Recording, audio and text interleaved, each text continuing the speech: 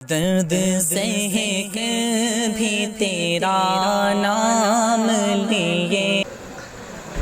खैर, आपसे इतनी गुजारिश है, जितनी देर भी सुने मोहब्बतों के साथ सुने, और याद रखिएगा यहाँ पे जो जितना छोटा होके आता है ना, अल्लाह उसको उतना ही बड़ा बना देता है, और यहाँ जितने अकड़ के बैठोगे अल्लाह उतना ही सकोड़ के रख देगा।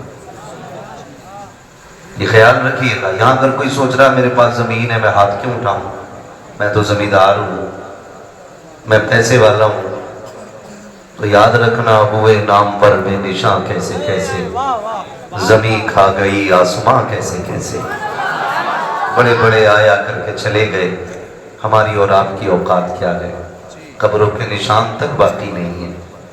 खुदारा गुजारिश है, जब हुजूर की महफिल में बैठा करें तो अदब से बैठा करें। बात दुरूद पाक की थी तो लोगों ने ऐसे होठ हिला दिए जैसे चंदा मांगा और किसी ने कह दिया। मैं आपको एक बात बता दूं, कायनात में हमारे नबी से ज्यादा हमसे कोई प्यार नहीं करता है। सच कहा ना मैंने सच कहा है, तो फिर आपको सुभान अल्लाह कहना चाहिए। अल्लाह आपको सलामत रखे। ये कारी साहब काजीपुरा है, कई इदारे चल रहे हैं, कई कई हाफिज कारी मौजूद हैं, कम से कम इतनी तब्दीली तो आई जानी चाहिए कि लोग समझने लग जाए। कायनात में हुजूर से ज्यादा हमसे कोई प्यार जितना मुझे पसीना आना है ना, उतना उसका 1% आपको भी आना चाहिए। हुजूर से ज्यादा कोई प्यार नहीं करता। अभी भी इसी मोहल्ले की आवाज आता है, अगर आप नहीं बोले तो मैं इधर घूम जाऊं, इसलिए कि दीवारों से बातें करने की आदत किसी को नहीं होती है। समझ गए ना? हुजूर से ज्यादा कोई प्यार। जब बात हुजूर की आया करे तो फिर धक्का ना लगाना पड़ा करे। हमें तो ये कहते हुए भी गैरत आती है, जोर से कहो सुभान अल्लाह, उछल के कहो सुभान अल्लाह। बात सुनो बेटे, समझ के बोलो। इसलिए कि बात जब अल्लाह की तारीफ की हो तो फिर धक्का लगाने की जरूरत क्या। बात जब हुजूर की हो तो फिर किसी के टोकने की जरूरत क्या। इसका रिश्ता तो दिल से होना चाहिए ना, दिल से होना चाहिए। मैंने आपसे दुरूद पाक पढ़ने के लिए कहा, लेकिन आपने कुछ लोगों ने पढ़ा ही नहीं, पीछे पढ़ा ही नहीं। दो बातें हैं, या तो उनको आता ही नहीं है या फिर उन्होंने सुस्ती की। अगर नहीं आता है तो इसका मतलब वो कभी मस्जिद में भी नहीं जाते हो, इसलिए कि नमाज में भी दुरूद पढ़ा जाता है। अगर जाते तो याद होना चाहिए। और अगर किसी को आता है पढ़ा नहीं तो इसका जिम्मेदार उसके माँ बाप है। बुरा ना मानिएगा, हमने अपने बच्चों को दुरूद पढ़ने का आदी बनाया ही नहीं, जबकि हमारा सबसे ज्यादा पढ़ा जाने वाला वजीफा दुरूद पाक होना चाहिए। बुरा मत मानना, मैं देख रहा हूं कई नौजवानों के सर पे टोपी भी नहीं। मैं आपको एक बात बता दूं, इतना तो हम जानते हैं कि मस्जिद जाते हैं तो टोपी लगा के जाते हैं। अच्छा एक बात बताओ, कोई बंदा टोपी लगा के काबे को मुंह करके और हाथ बांध के खड़ा हो तो देखने वाला क्या समझेगा?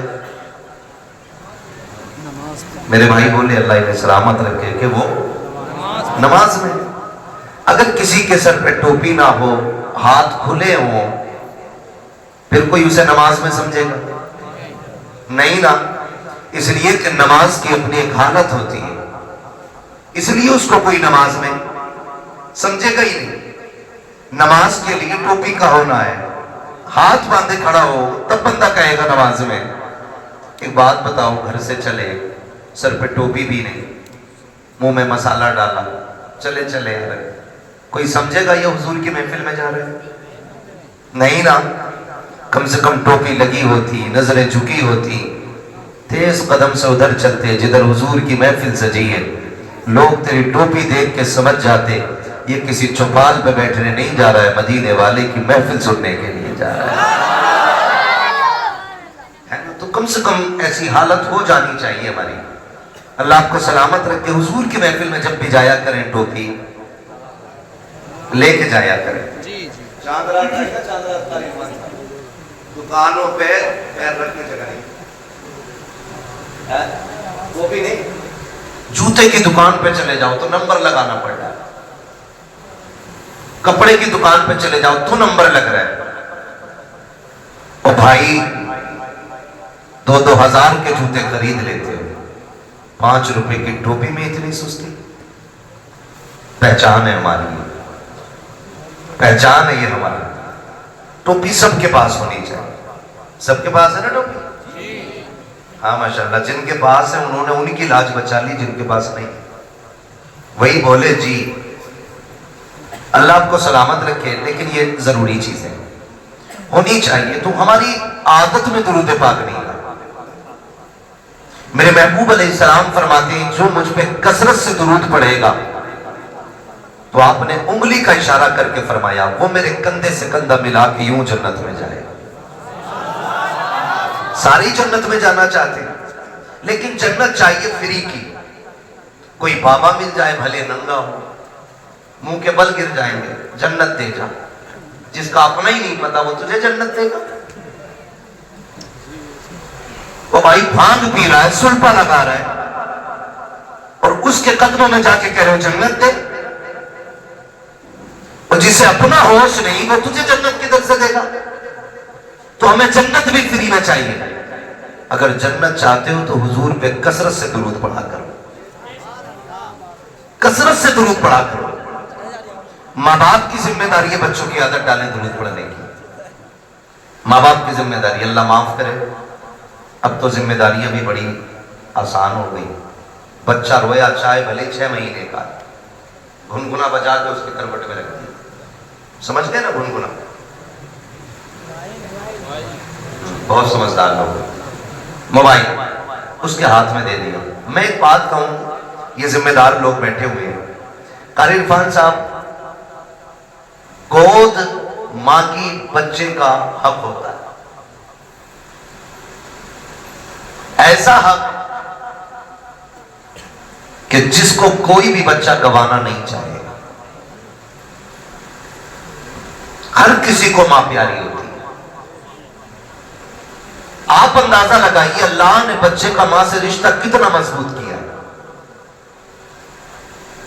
बच्चे की पैदाइश को 5 दिन गुजरे और बच्चा रोने लग जाए, खाला उठा ले गोद में, बच्चा चुपता है। बोले आपके यहां भी होता होगा ना ऐसा, पीछे वालों के यहां है ना? नहीं चुपता ना। फूफी ने गोद में लिया, नहीं चुपेगा। फिर मां गोद में ले ले, बच्चा चुप हो जाता है। उम्र कितनी है? 6 दिन। आप अंदाजा लगाइए इस बच्चे को किसने बताया कि पहले जिसने उठाया था वो मां नहीं थी, दूसरी बार जिसने गोद में लिया वो भी मां नहीं थी, तीसरी बार जिसने गोद में लिया ये मां है।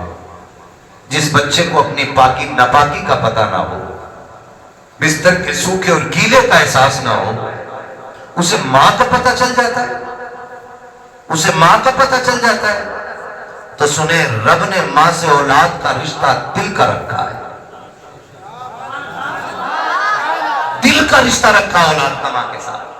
आप कहेंगे कैसे?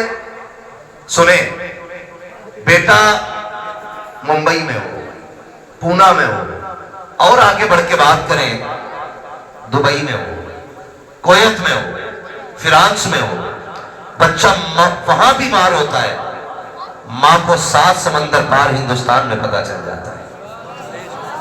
सुबह उठ के कहती है अपने शौहर से, फोन लगाओ, दिल नहीं लग रहा है, दिल नहीं लग रहा है।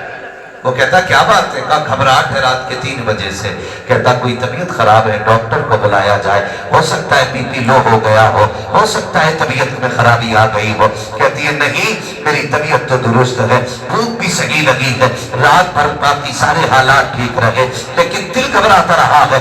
माँ कहती है जरा फोन तो लगाओ, पता करे मेरा बेटा तो बीमार नहीं हो गया है। जब अचानक फोन की घंटी बजती है, बेटा 7 समंदर के पार फोन उठाता है। अचानक माँ की आवाज आती है, बेटे खैरियत से है कि नहीं? जब इतना माँ कहती है, बेटा कहता अम्मा मैं ठीक हूँ। वो इसलिए नहीं बताया करता है ताकि माँ परेशान ना हो जाए, मैं तो बीमार हूँ, माँ की तकलीफ न बढ़ जाए। कहता माँ मैं ठीक हूँ। माँ कहती पगले झूठ ना बोल, सच बता रात 3 बजे से सोई नहीं हो। तब बच्चा कहता है अम्मी मुझे रात 3 बजे से बुखार आ रहा है, मुझे बता तो सही, अभी कोई फोन नहीं आया है, कोई खत नहीं आया है। माँ को 3 बजे पता चल जा रहा है कि बेटे की तबीयत खराब हो गई है। ये रिश्ता किसने बनाया है? खुदा की कसम तो कहना पड़ेगा जिसने लफ्ज़ कुन से कायनात बनाई है, उसी ने माँ के दिल से रिश्ते जोड़ दिए हैं। जिसने समंदरों को रवानी दी है, उसी ने औलाद का रिश्ता माँ से जोड़ा है। जिसने पहाड़ों को बुलंदियां दी है, उसी रब ने माँ से औलाद का रिश्ता जोड़ा है। जिसने सूरज को रोशन किया है, उसी ने औलाद का रिश्ता माँ से जोड़ा है। खुदा की कसम जिसने अपने महबूब को कायनात में सबसे हसीन बनाया है, उसी रब ने औलाद का रिश्ता माँ बाप से मजबूत बनाया।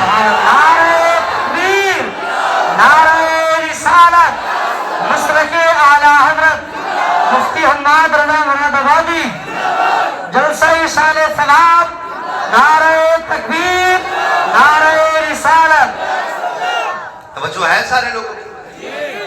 ये रिश्ते अल्लाह ने बनाए, अल्लाह ने बनाए ये रिश्ते, ये रिश्ते अल्लाह ने बनाए। और ये माँ का हक होता है, औलाद का हक होता है माँ की गोद में रहे। मेरी माँ मेरी बहन, इतनी सी गुजारिश मेरी है, कान खोल के सुनना, अपनी औलाद को बचपन में रोए ना, मोबाइल दे के बहलाना मत, उसे गोद में उठाना, उसे सीने से लगाना, ताकि आज वो रो रहा है तो तू सीने से लगा रही है, कल तू रोएगी तो यही बेटा तुझे सीने से लगाएगा। क्या आपको नहीं लगता ऐसा? आपको नहीं लगता ऐसा? अगर आप आज औलाद को प्यार नहीं करोगे, कल ये बुढ़ापे में आपको मोबाइल दे के बहका दे, छुट्टी आप कहोगे दिल नहीं लग रहा है, वो कहेंगे ये रहा मोबाइल, इसमें मैंने फुल रिचार्ज कर दिया अनलिमिटेड, इसे चलाइए। अल्लाह माफ करे, बाज लोग कहते हैं कारी साहब के बड़े बूढ़ों के पास बैठने से अकल आती है। अब तो अल्लाह खैर फरमाए, बड़ा बूढ़ा भी बड़ा रंगीन है, जलसों में जाते हैं भाई, अपना काम है रातों में जाना। कभी कभी देखते हैं हम चलते हुए, कोने में बैठा बुढ़ा रात के 11 बजे मोबाइल चला जाए, स्लिप में बैठे, ये रंग आ गए। तो बड़े बूढ़े कहावत कही जाती है, एक पैर कब्र में दूसरा केले के छिलके में। और डर भाई, अल्लाह से डर। अब उम्र का कोई तीसरा पड़ाव नहीं आना, ये आना था जो आ गए, जितने रंग चढ़ने थे चढ़ गए। बचपना जवानी की उम्मीद में गुजर जाता है, जवानी दौलत की भूख में गुजर जाती है, और फिर बुढ़ापा, हाय रे बुढ़ापा, फिर ये आदमी को औकात दिखा देता है। इसलिए आपसे मेरी गुजारिश है, अल्लाह तौफीक दे, मेरी बहन बच्चे रोए, उन्हें सीने से लगाया करो, सीने से लगाया करो। बड़े परेशान होते माँ बाप, मौलवी देख तो सही, लूंडा 19 साल का हो गया, मस्जिद नहीं जाता, वो गाने गा रहा, खड़े होके गाने वही, तो अब मौलवी संभालेगा यार? तुमने बचपन से लेकर अब तक गाने सुनवाए उसे, मौलवी उसे नाते याद करा देगा 2 दिन में? नहीं, माँ बाप की जिम्मेदारी होती है औलाद की सही परवरिश करना, माँ बाप की जिम्मेदारी होती है। मैं आपको बताऊं, एक बहुत बड़े बुजुर्ग गुजरे, आप सफर करते करते जंगल में चले गए, बंद था, जंगल था, रास्ता भूल गए। जब रास्ता भूले, उन्होंने जंगल में तयम्मुम किया, पानी भी नहीं था, तो कसरत से पानी है, समर चला देते तो बंद करने का नाम ही नहीं लेते। अगर रास्ते में पानी भरे तो फिर धान नाली साफ करे, भाई तेरी भी तो कुछ जिम्मेदारी है ना। अल्लाह ने तुझे इंसान बनाया, ये जो टोटी खोल के छोड़ दी है, हिसाब नहीं देना इसका, हिसाब नहीं देना है। ये जो 40-40 साल के हुए बैठे हम लोग, 60 साल अल्लाह की नेमतें खाते गुजर गए, वो हिसाब नहीं लेगा हमसे? कौन से गुल खिलाए थे जो उसने 60 साल की मोहलत दे दी?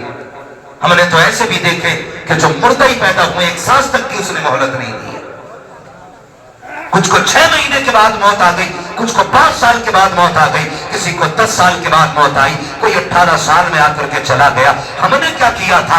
उम्र गुजरती जा रही है, अभी तक उसने जिंदगी दी है, उम्र 7 साल हो गई है, 60 साल में भी उसने मौत नहीं दी है। कोई तो कर्म उसका हो रहा होगा, फिर भी हमें रब की नेमतों का ख्याल नहीं है। मौलवी से कहता है क्या करें, बड़ी मुसीबत में आ गया हो, रब ने कुछ दिया ही नहीं है। और गैरत करके गैरत, तू ऐसे कैसे कह सकता है कि रब ने कुछ नहीं दिया है? एक आंख निकल जाए, खुदा की कसम 10 करोड़ देकर के वैसी आंख नहीं मिलती है। हाथ टूट जाए, पूरी दुनिया के डॉक्टर ताकत लगा ले, इनसे वैसे नहीं छोड़ा करता है जैसे रब ने बना दिया है। अगर जबान कट जाती है, जबान फिर दोबारा नहीं मिलती है, दांत निकल जाया करते हैं, पूरी दुनिया ताकत लगा ले, दांत चम के नहीं आ सकते हैं। कह रहा 10,000 के दांत लगाए हैं, 20,000 के दांत लगाए हैं, यार तू करोड़ों के लगा ले, खुदा की कसम जो रब ने दिए थे न उसके जैसे हो सकते हैं, न उस जैसे दोबारा जमाए जा सकते हैं। क्या बात है? नारे तकबीर, नारे रिसालत, नारे हौसला, नारे हैदरी। अल्लाह की नेमतों का शुक्रिया अदा करो यार, शुक्रिया अदा करो। कब अदा करेंगे शुक्रिया? अल्लाह माफ करे, अब तो बुढ़े भी जन्मदिन मना रहे हैं। अल्लाह पहले रोटी भी नहीं देता था अपने अब्बा को, अब थोड़ा सा बड़ा हो गया ना, मुंबई घूम आया तो अब्बा को राजी करने के चक्कर में अब्बा का बर्थडे मना रहा। अब्बा पूछ रहा अल्लाह क्या है? केक काटियो, केक काटियो। यार बोले कुछ गुब्बारे फूटेंगे, फिर उसमें कुछ बदतमीजी होगी, उठा के कुछ मुंह पे नाकों पे लगाया जाए। मेरी कौम का नौजवान समझता है कि हमने कामयाबी हासिल की, ये हमने तरक्की की है। हम सोचे तो सही, किधर जा रहे हैं, किधर चल रहे हैं, कौन सी राह हमने पकड़ ली है, कौन सी रविश हमने अपना ली है यार? सोचो तो सही, अब्बा का जन्मदिन और अब्बा भी सुरमा लगा के तैयार, कह रहा शुक्र है जी 61 साल का हो गया, मैं बहुत बड़ा हो गया। बड़ा नहीं हुआ है, छोटा हो गया। जितनी उम्र बढ़ रही है इंसान बड़ा नहीं हो रहा, छोटा होता जा रहा है। इसलिए कि एक मिनट बंदे को मौत के करीब लेके जा रहा है, एक दिन जिंदगी का कम होता जा रहा है। अगर एक सुई सेकंड की भी नीचे जा रही है ना, तो वो तेरी जिंदगी का एक सेकंड चुरा रही है। ये दोबारा लौट के नहीं आना है, दोबारा लौट के नहीं आना। कह रहा कि मेरा शुक्र है अल्लाह का, मैं 61 साल का हो गया, मेरे बेटे ने मेरा बर्थडे मनाया है, और बूढ़े गैरत कर अब तो मौत का वक्त करीब आ चुका है, शर्म आनी चाहिए। 61 साल पे हम इतरा रहे हैं, अपनी बुजुर्गी के गीत गाया करते हैं, देखो जी गाँव में सबसे बड़ा मैं हूँ, अब मेरी उम्र का कोई नहीं रह गया है। ये बैठ के चौराहों पे बातें न कर। अगर तुझे ख्याल आ गया है कि तेरी जिंदगी के 70 साल गुजर गए हैं, तो सुन, आज ही से रात की तन्हाई में मुसल्ले बिछाने शुरू कर दे, रातों को रोना शुरू कर दे। जो 60 साल नाफरमानी में गुजार दिए हैं, अल्लाह को नाराज करके गुजार दिए हैं, तेरा रब्बे करीम आवाज दे के कह रहा है, या अय्युहल इंसानु मा गर्रका बिरब्बिकल करीम, ऐ इंसान तेरे करीम रब से तुझको किस चीज ने दूर कर दिया है? आप परख के हमारी चौखट पे आ जा, मालिक मिलेगा क्या? का तूने 60 साल नाफरमानी में गुजार दिए, हमें नहीं मनाया है, हमें नाराज करता रहा, लेकिन हमारे कर्म पे कर्म तो देख, तूने हमारी नाफरमानियां की, हमने तुम्हें रोटी फिर भी खिलाई, तुमने नाफरमानियां की, हमने तुम्हारे नलों का पानी नहीं सुखाया, तुमने नाफरमानियां की, हमने ऑक्सीजन की कमी नहीं की, तुमने नाफरमानियां की, हमने हवाओं पे पहरे नहीं लगाए, तुमने नाफरमानियां की, हमने धड़कनों पे पाबंदी नहीं लगाई, तुमने नाफरमानियां की, हमने सांसें नहीं रोकी। मालिक अब बता चाहता क्या है? हम समझौता करना चाहते हैं, बता कीमत क्या लेगा? आवाज आती है, मैं तुझसे 60 सालों के गुनाह के बदले में 60 साल की तौबा नहीं मांग रहा हूँ, 60 साल के सजदे नहीं, आई गुनाह कर ले, तू एक रात मुझे रो के दिखा दे, मैं उसी घड़ी में तुझे माफ करके दिखा दूं।